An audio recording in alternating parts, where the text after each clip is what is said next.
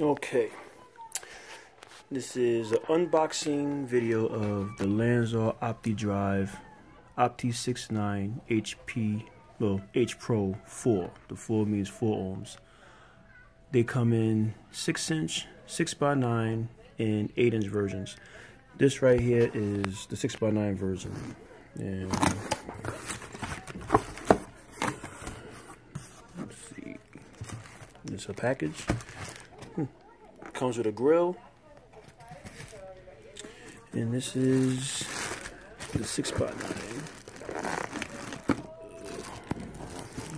Set that right here.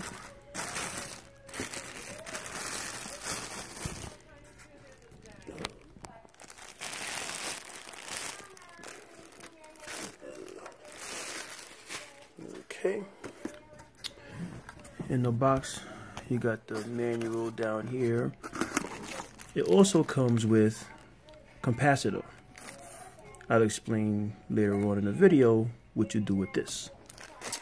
Also comes with mounting screws. Like I said, your manual is down there. Now this is the 6x9. This is the horn. This thing gets really loud. Like really loud. One of my customers had 2 of these, and he said that it got just as loud as his 2 EV12. So